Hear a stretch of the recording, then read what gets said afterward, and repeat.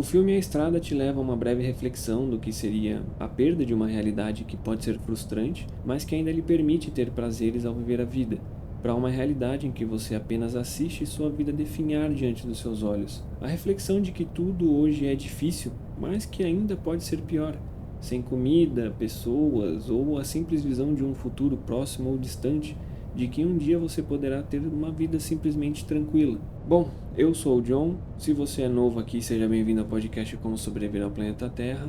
Se você estiver me escutando pelo YouTube, não esqueça de se inscrever e ativar o sininho para receber as notificações. Por qualquer outra plataforma de podcast, não esqueça de me seguir para sempre receber os novos episódios. E sem muita enrolação, Como Sobreviver ao Apocalipse no filme A Estrada. Para quem ainda não assistiu, o filme A Estrada é de 2009, ele está disponível tanto na Max quanto na Prime Video, se eu não me engano. E para sobreviver ao suposto apocalipse do filme, eu acredito que você vai precisar mais do que só força de vontade. Talvez no início dos eventos você tenha uma esperança e continue em frente sem pensar muito sobre o futuro. Mas se avançarmos no tempo, alguns anos após o início do que teria causado o colapso no mundo, você teria um sério problema em manter sua consciência sã, sabendo que você não viveria para ver o mundo se tornar um lugar minimamente ideal ou pelo menos parecido, do que você já teria vivido antes. Então, para você ter uma chance de sobrevivência no universo do filme, você primeiro precisa obviamente entender o que causou tudo. Pelo menos dessa maneira você consegue se adaptar de alguma maneira a diversas situações e consegue ter uma chance maior de sobrevivência. E aí que entra o problema principal desse episódio. O filme, ele é a adaptação de um livro. E ambos, tanto o livro quanto o filme, não deixam claro o que realmente causou o colapso mundial. O motivo é óbvio. Quando você assiste o filme, você nota que ele não é sobre um apocalipse. Na verdade, ele não é sobre a dificuldade em não ter comida, a dificuldade em respirar um ar pesado ou solucionar alguns desses problemas, mas sim sobre a humanidade nas pessoas e como elas realmente podem ser de acordo com o que a natureza as propõe. Integridade, honestidade, justiça, elas não são qualidades morais das quais as pessoas deveriam seguir só porque a sociedade as impõe, e sim porque seria o certo a se fazer, o correto ao ser um ser humano minimamente bom, e saber que independente de tudo que você faça, no fim, a única coisa que resta é quem você foi. E isso não é para que contem histórias sobre algo heróico que você teria feito, mas para que apenas você saiba e tenha a leveza de saber que quando chegar ao seu fim você vai poder fechar os olhos de uma maneira tranquila. Então, ainda assim, como não existe um tutorial para ser uma pessoa justa, isso vai literalmente da sua própria consciência, eu vou explicar tudo sobre as possíveis causas do apocalipse e como você vai poder sobreviver. Então, segundo a descrição do personagem principal, tudo começou em uma madrugada, mais especificamente a 1h17 da manhã, onde ele acordou com um clarão, um estrondo, e então tudo estava em chamas. Ele ainda completa dizendo que esses incêndios iniciais, eles foram ininterruptos e eles acabaram durando por um ano inteiro. Com o passar do filme, você ainda consegue ver em alguns momentos que tem outros incêndios, então a todo momento tem incêndios novos. Essa situação ela acabou não parando, ela ficou menos grave, mas ela continuou. A questão agora é que, por a informação ser vaga, não se tem certeza sobre o que realmente causou tudo isso. E é por isso que a forma de sobreviver ao início ela acaba se tornando ampla. Mas eu acredito que não tenha sido algo que prejudique ou dificulte muito a sobrevivência de um indivíduo. Não de acordo com as opções que eu cheguei à conclusão de que podem ser a causa. De todo modo, elas vão causar os mesmos efeitos no mundo, apesar de serem causadas por efeitos diferentes. Então, as possíveis causas são: a primeira, acredito que menos improvável, que seria uma guerra nuclear. Os efeitos de uma pós-guerra nuclear teriam efeito parecido, gerando um inverno nuclear. Lembrando que as características que temos como base são o tempo cinza, a luz solar que acaba sendo tapada por uma grossa camada de poeira e detritos, e terremotos que têm uma certa frequência. E também, não menos importante, que todos os animais e plantas estão basicamente mortos, dificultando, a sua alimentação. Comparando esses efeitos pós-evento com os iniciais, uma guerra nuclear ela teria um efeito muito mais catastrófico do que a simples descrição do personagem principal. E também acredito que teria alguma referência ao decorrer da história sobre a guerra, né? A segunda causa, ela seria a queda de um cometa ou um asteroide. E nesse caso explicaria o porquê teria terremotos que acompanham o dia a dia dos personagens, visando que a queda de um objeto, julgando que o evento teria sido um tanto grave, poderia gerar uma desestabilização tectônica onde as placas constantemente acabassem se chocando. Então isso explicaria os terremotos.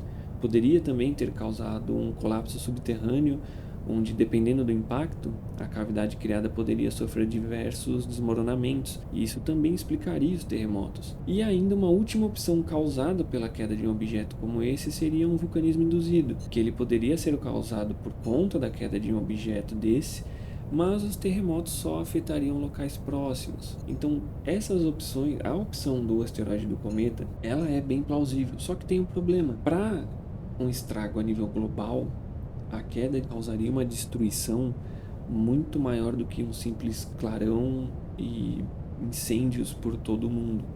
Ele causaria uma destruição imensa, tsunamis, então isso acaba também fugindo um pouco do início descrito pelo personagem. Então é aí que entra a última opção e que eu acho que é a mais plausível, que é o que seria, na verdade, a atividade e erupção vulcânica de diversos vulcões pelo mundo. O motivo, como por exemplo um aquecimento global ao extremo, já seria o suficiente para causar um acontecimento assim. Mas ainda assim, esse evento de erupção em cadeia explicaria os terremotos, explica o estrondo, explica o clarão, que poderia ser tanto a explosão como também, se vocês notarem no filme, sempre no horizonte tem algumas partes do céu que elas estão mais escuras e sempre junta e sempre com uma tempestade de raios. E isso se refere também a uma nuvem de atividade vulcânica. Então, esse inverno vulcânico que teria sido gerado, ele é bem parecido com o inverno nuclear. Ele também seria causador de todas as queimadas, o fim das plantas e dos animais, né, que seriam causados pela falta de luz solar, né, sem a chance de realizar fotossíntese, todas as plantas morreriam, consequentemente, aqueles que se alimentam das plantas e, posteriormente, aqueles que se alimentam deles. O que nos leva a um problema muito grave, que toda essa poeira e detritos causariam uma falta de oxigênio na Terra e, consequentemente, irritações e doenças respiratórias, podendo evoluir para, por exemplo, uma bronquite ou uma pneumonia, se não algo ainda mais grave.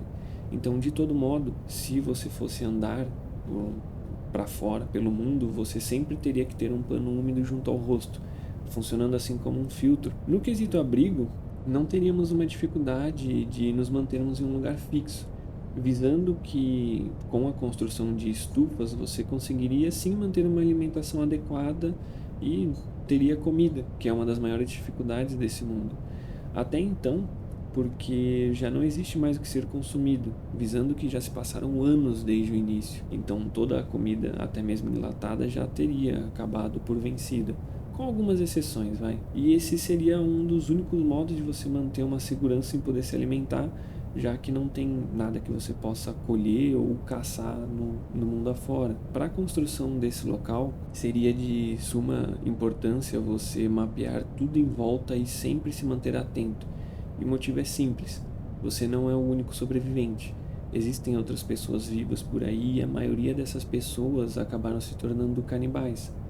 Elas mantêm pessoas presas para o próprio consumo e elas não vão hesitar em tentar fazer você ou quem estiver com você próximo ao alimento delas. Então, sim, as outras pessoas ainda são um perigo. E isso torna o uso de armas obrigatório, para que você tenha pelo menos um método para se proteger. No filme, em diversas situações é mostrado que os personagens, eles, ao encontrar pessoas, eles optam por tentar o suicídio antes mesmo de tentar solucionar ou, por exemplo, se proteger dessas pessoas, pela simples motivação de não sofrer ao serem consumidas vivas. Então isso mostra como o mundo ficou caótico a um nível absurdo. Então, com o passar dos anos, a tendência também é que a temperatura, por conta da falta de luz solar, ela acabe baixando, até como foi dito no filme. Então, dessa forma, alguns métodos para se aquecer, eles devem ser utilizados. Então, por exemplo, se você colocar papéis ou folhas secas dentro da sua roupa, elas acabam funcionando como isolante térmico. Se você estiver fora do seu abrigo, os papéis e folhas você deve substituir por camadas de plástico. Ele também serve como isolante térmico e isso permite com que você não fique molhado por conta da chuva se for o caso. E por último, mas não menos importante, a água a ser consumida ela vai ser mais fácil de ser encontrada do que alimento.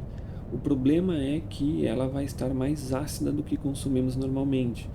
De certo modo, isso não traz grandes problemas à saúde, talvez algumas irritações e também algum problema com muitos anos consumindo a água mais ácida. Mas o maior problema é que talvez ela esteja com outros poluentes. Não tem como dizer, garantir que vai estar ou não, até então, porque tudo que eu passei sobre a possível causa são suposições, não tem o real motivo especificado na história, mas em questão do pH, tem algumas maneiras de você alterar para que ele esteja de certo ponto melhor para o consumo.